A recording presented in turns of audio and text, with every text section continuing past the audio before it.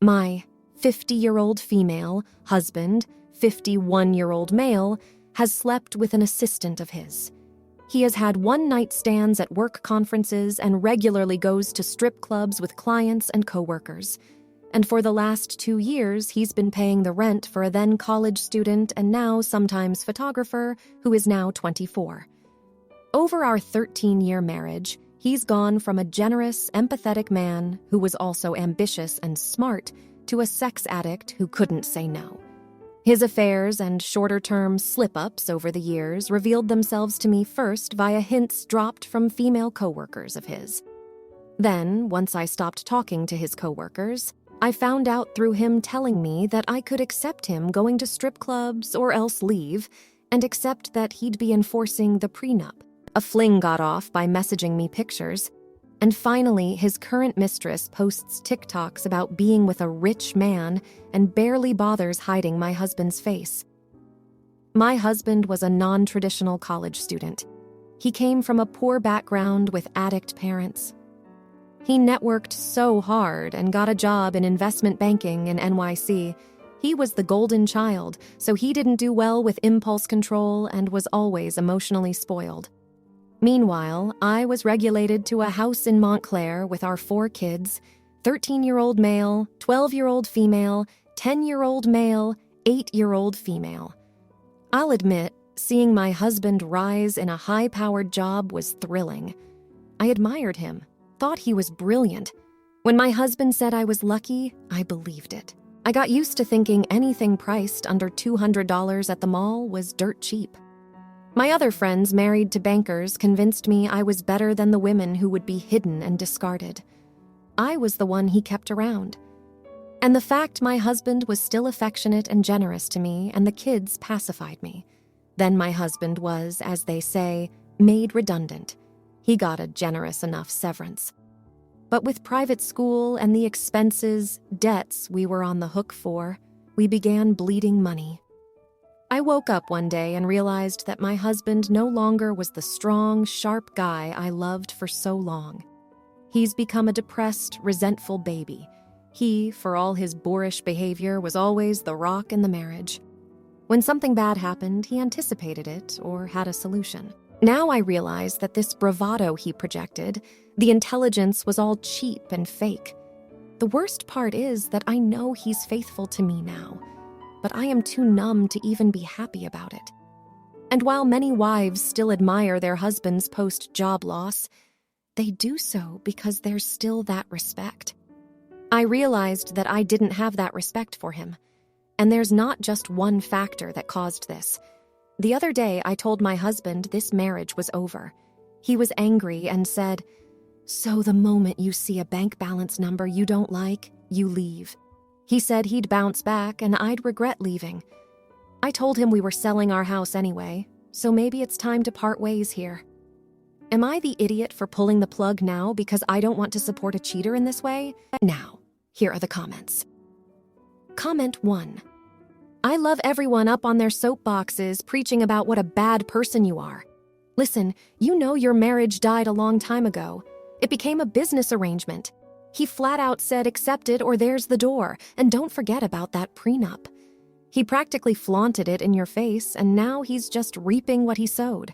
He wasn't loyal or respectful to you, but he provided something you needed: financial stability, which you accepted in lieu of the fidelity.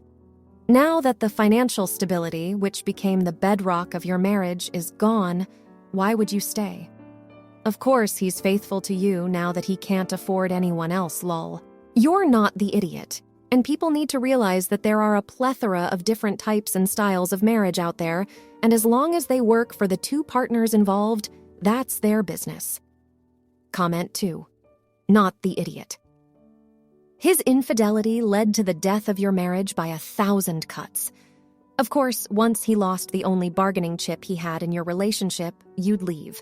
You stayed for the financial stability he could give you and the kids. That's long gone, just like the love you once shared.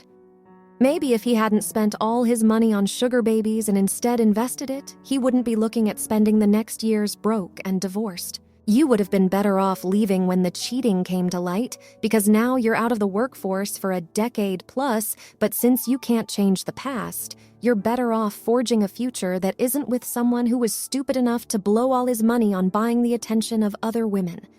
Comment 3. A lot of people are going to say, you're the idiot for not leaving earlier, but that's not what you're asking, and frankly, you wouldn't be the A for leaving at any time during your marriage.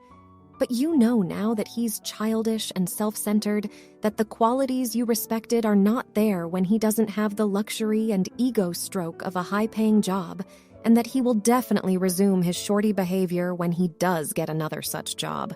So no, not the idiot. Now, for the next story.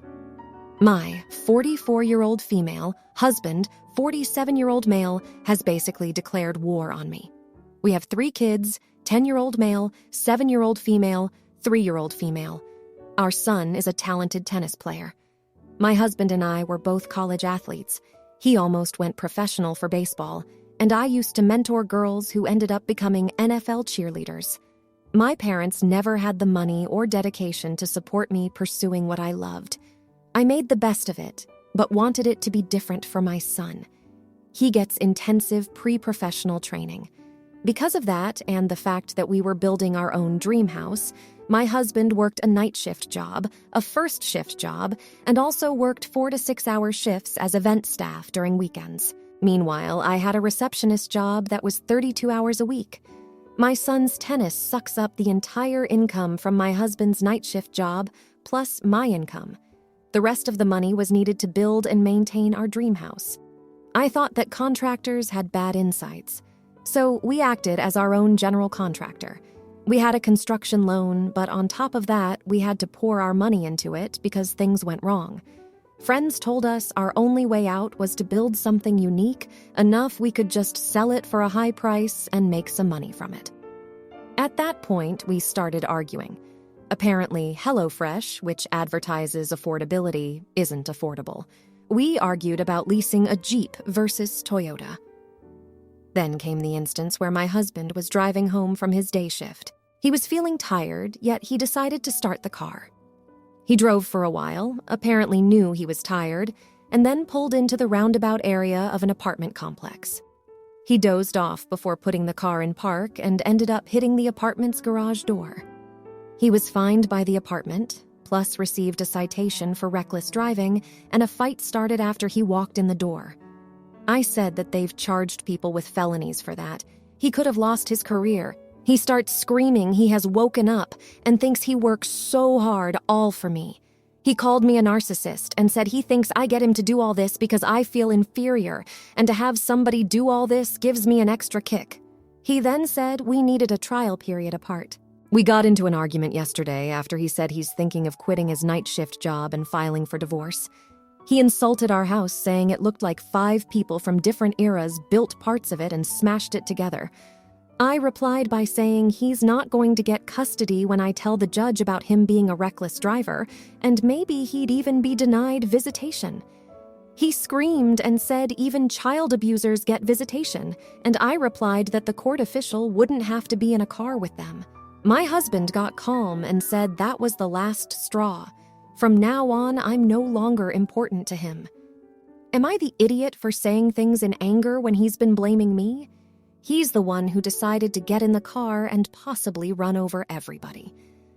Now, here are the comments. Comment 1. Asterisk. What you're doing to your kid is child abuse. Asterisk.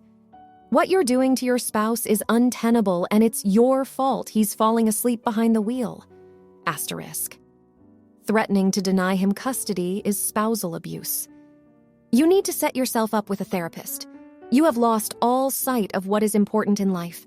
Your single-minded, narcissistic focus on living vicariously through your child's success is going to cost you every single relationship in your life. You're an addict who is throwing away everything that matters and will end up with nothing. Therapy. Reevaluate your life. Now. You're the idiot, unequivocally. Comment 2. You're the idiot and you're the one that declared war. Your husband is exhausted trying to support your ridiculous dreams. Your son is probably not going to be a wealthy pro tennis player. He's probably going to resent the pressure you're putting on him. This dream house is ridiculously impractical, and with you firing your general contractor, your husband's assessment of the house is probably accurate. You're trying to live completely outside your means, and your husband has been killing himself to try and support this. And your response is to use it as a weapon against him. Again, major. You're the idiot. Comment 3. Your husband is right. You can't block custody or visitation over a driving infraction. That's fricking ridiculous. The fact you immediately went nuclear and started using your children against him tells us everything. He's worked himself to exhaustion to enable your dream home build and tennis lessons for your son and had an accident because of it. No apparent concern or even consideration. The guy has clearly had enough of your bullshit. You're the idiot. What exactly were you looking to get from this? Now for the next story. I, 31-year-old female, have had a low libido for about a year now. My husband, 35-year-old male, has an average libido most of the time, sometimes a higher libido if it's been a while since he last got anything. We've been trying to get pregnant since the year began, so we would have at least 1 week a month of nearly daily sex, whether or not I was in the mood. I've been pregnant now for about 4 months, and my libido has gone from low to non-existent. Half the time I'm sick, nauseous, or fatigued. The other half of the time I'm stressed with taking care of myself and our other 2 kids. A couple weeks ago, we made the deal to do a once-a-week deed. It didn't matter what form it was as long as it was once a week. I was okay with this at first, but now that I'm feeling worse more often, it's getting to be much more of a dreaded chore. It doesn't help when he's always hinting at it and then looking sad when I offer him a negative response. My husband is the main breadwinner of the family. He gets a lot of stress from work and views any sexual act as a stress reliever. He's been doing a lot more chores around the house, although it feels like he wants praise for everything that he does.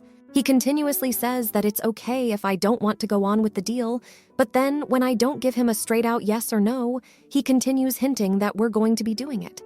Should I just keep at and do the necessary deed once a week? Am I the idiot for not giving him anything? Now, here are the comments.